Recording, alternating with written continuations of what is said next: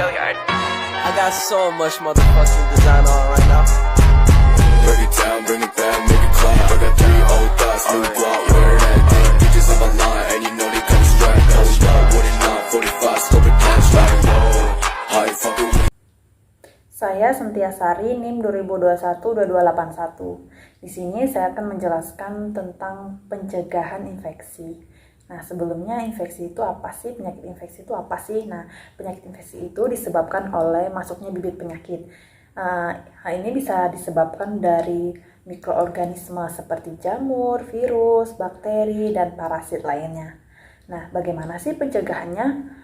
Untuk pencegahan atau pengendaliannya itu merupakan upaya untuk menghasilkan perlindungan kepada setiap orang terhadap kemungkinan tertular infeksi dari sumber masyarakat umum dan di saat menerima pelayanan kesehatan pada berbagai fasilitas kesehatan. Nah, cara efektif untuk mencegah penyebaran penyakit dari orang ke orang atau peralatan ke orang dapat dilakukan dengan menghalangi antara mikroorganisme dan individu atau pasien. Atau juga bisa terhadap petugas kesehatan.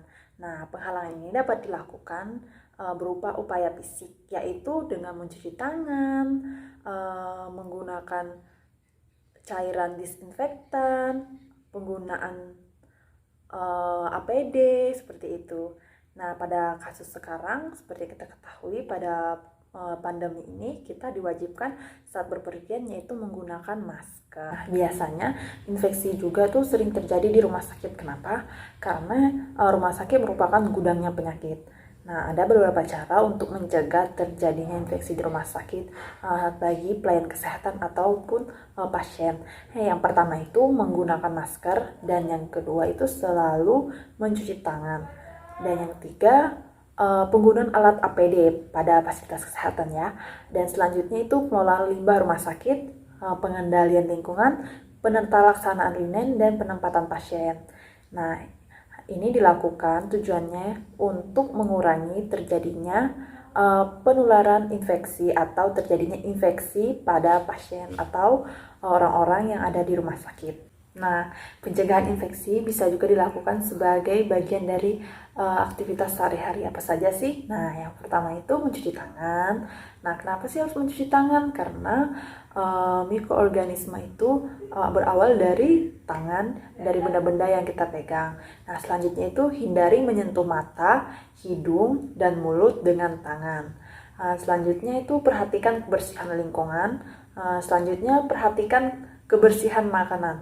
Nah, seperti yang kita ketahui, hewan seperti lalat, dia itu bisa menyebabkan atau membawa virus atau parasit ya.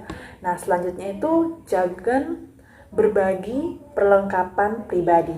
Nah, kenapa jangan? Karena kita tidak tahu apa yang ada dalam tubuh kita, atau adakah penyakit menular atau tidak. Nah, selanjutnya tetap di rumah saat flu. Ini sudah pasti karena saat flu bisa terjadi kita dapat menyebarkan virus atau bakteri kepada orang lain.